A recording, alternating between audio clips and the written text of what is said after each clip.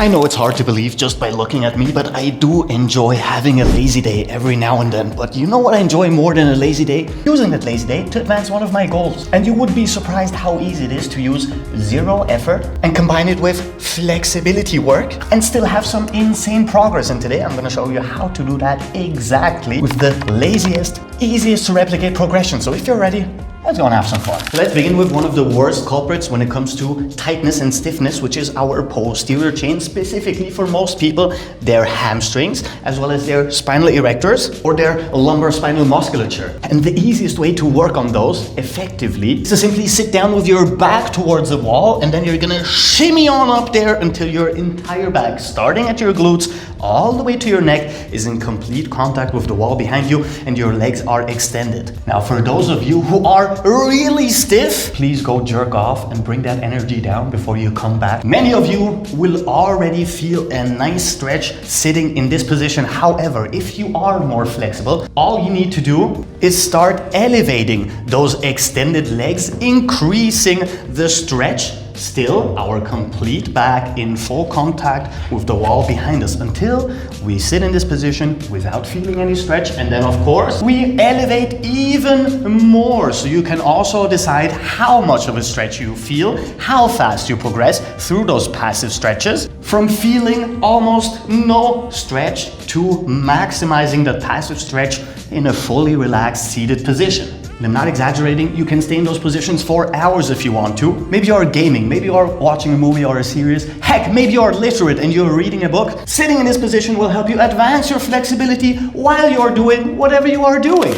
Which moves us to the anterior chain, and our worst culprit here being our hip flexors, our quads and our lower abdominals, specifically for people who are seated all day long. Even worse for people who sleep on their side, having those muscles in their contracted or shortened position for hours on end. Or absolutely the worst, people who do both. And to work on that, all we need to do is simply lay on our stomach, depending on your flexibility. Just elevating your upper body like so will already help you open up your anterior chain, starting at your upper abdominals. If you are super tight in those areas, then you will also feel it in your lower abdominals and your hip flexors. And if you don't, we're going to once again utilize a wall behind us, find something soft to place our knees on so we can be very comfortable as we are being lazy. Elevate your knees on that soft whatever it is, bring your legs into contact with the wall and lay down like so. Now once again, you can start elevating your upper body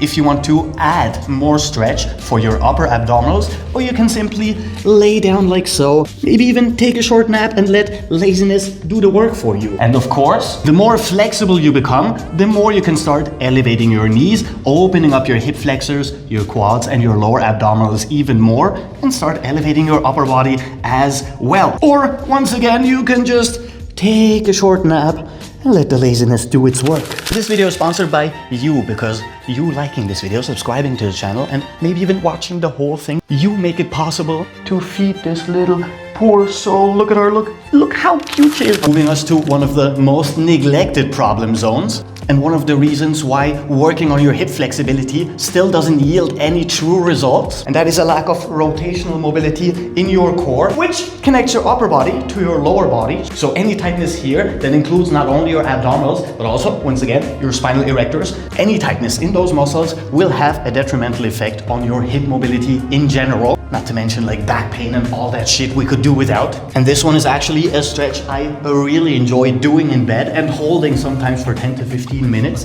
One foot flat on the floor, the other foot on our knee, and now we're gonna cross over. Right hand, left knee, and all we need to do is let our legs fall sideways while turning our upper body the slightest bit into the other direction. Now, you do not have to actively push your knees down and force yourself into more lumbar rotation. All you need to do is simply relax here. If this is the end of your range of motion, don't worry about it. It's not about where you are today. All of those positions will improve with time, and at some point you will be able to simply lay down like so, bring both legs into contact with the floor. We have an amazing stretch in our glutes, the outside of our quads. We have amazing stretches throughout our lumbar spinal musculature.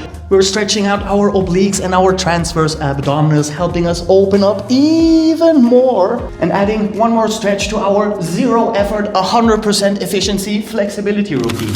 Next, very neglected, very important culprit, ankle mobility, which is super important because our feet are always the first point of contact with the floor, meaning any sort of imbalance or lack of mobility in those lower joints will always have to be compensated with the higher joints, which is something you would definitely know if this is not your first video on this channel. To improve that, whenever we are in a seated position, we will simply elevate our toes while our heels stay on the floor, lengthening our foot musculature, lengthening our Achilles and our calf musculature. And of course, the better we get, the more we can start elevating our toes. As long as our heel stays on the floor, we are moving into this lengthened position. What you can also do is simply pushing your knee forward towards your toes. The more flexible you become, moving into more and more of ankle flexion, helping you work on your ankle mobility. This moves us to our chest and shoulders, which are a little bit harder to stretch if you want to put in 0 effort, because even stretches like this one require like a 2% effort involvement. But I do have the solution for that.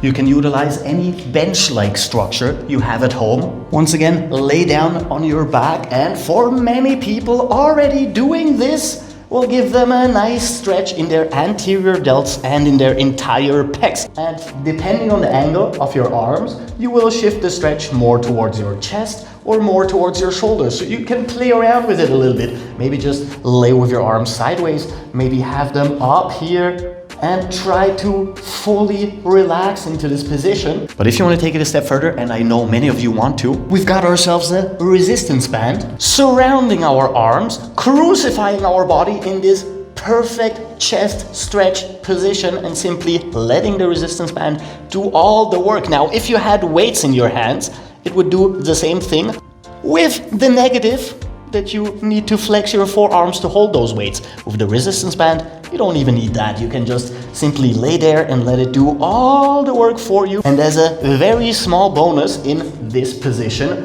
the more you move back with your feet, the more you're gonna open up your hips as well, move the tiniest bit into lumbar extension and lengthen your anterior chain, moving from your quads all the way towards your lower abdominals, which is a pretty nice inclusion to this chest and shoulder stretch. Now, working on our next problem zone, our adductors, is actually one of the stretches I enjoy the most. Once again, a wall behind your back to sit as upright as possible. All you need to do is simply open up your legs as wide as you can. I'm sure you have a lot of practice with that, and simply sit like so. Once again, it doesn't really matter how far you can open up now. It doesn't matter how extended your legs are now. Over time, especially when combining all of those, this will get better. So your legs might be here and they might be looking like this. If you're feeling even the tiniest bit of stretch here or in your posterior chain, you're doing everything right. Over time, you will be able to